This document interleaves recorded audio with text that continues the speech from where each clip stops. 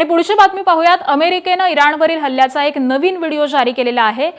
विनाशिका USS स्प्रुअन्स यावरून केलेल्या कारवाईचा हा सध्या व्हिडिओ अमेरिकेने जारी केलेला आहे आणि तीच ही दृश्य आपण पाहतोय।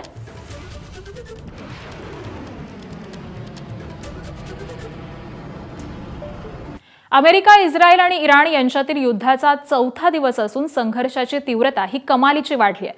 पुन्हा एकदा इराणची राजधानी तेहरानला टार्गेट करत क्षेपणास्त्र आणि ड्रोन्सचे जोरदार हल्ले करण्यात आले। नागरी वस्त्या आणि वैद्यकीय सुविधांना लक्ष्य करण्यात आल्यामुळे संतापाची लाट ही सध्या उसळलेली दिसतेय।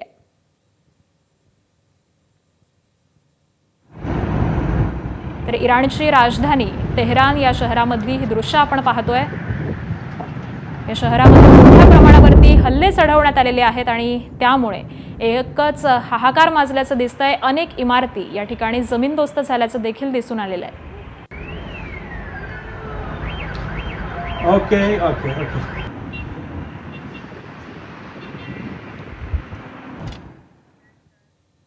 आणि हिजबुल्लाहने केलेल्या क्षेपणास्त्र आणि ड्रोन हल्ल्यांना प्रत्युत्तर म्हणून इस्रायली हवाई दलाने लेबनॉनची राजधानी बैरूतमध्ये एक मोठा हवाई हल्ला केलाय। दक्षिण बैरूतमध्ये हिजबुल्लाहच्या सर्वोच्च कमांडरना लक्ष्य करून हा हल्ला करण्यात आला। या भीषण कारवाईमध्ये 10 जणांचा मृत्यू झालेला असून अनेक इमारती या देखील जमीनदोस्त झाल्यात। हिजबुल्लाहला इस्रायलसाठी धोका बनू देणार नाही असा स्पष्ट इशारा IDFने दिलाय आणि या हल्ल्यानंतर बैरूतमध्ये धुराचे लोट उठत असून सगळीकडेच दहशतीचं वातावरण निर्माण झालंय।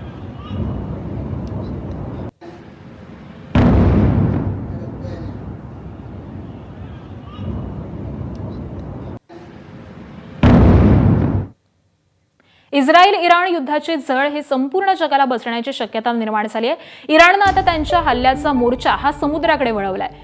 होर्मुझच्या आखातामध्ये पलाऊच्या ऑइल टँकरवरती ड्रोन हल्ला केल्यानंतर काल ओमानच्या आखातामध्ये आणखी एक तेलवाहू जहाजावरती हल्ला करण्यात आलेला आहे।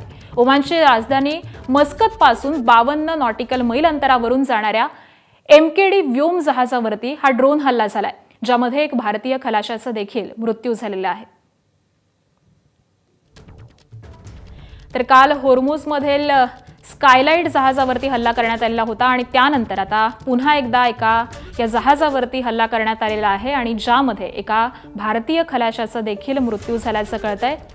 MKD व्योम हे जहाज आहे आणि याच जहाजावरती ओमानच्या आखातामध्ये हा हल्ला चढवण्यात आलेला आहे। ABP माझा, उघडा डोळे बघा नीट।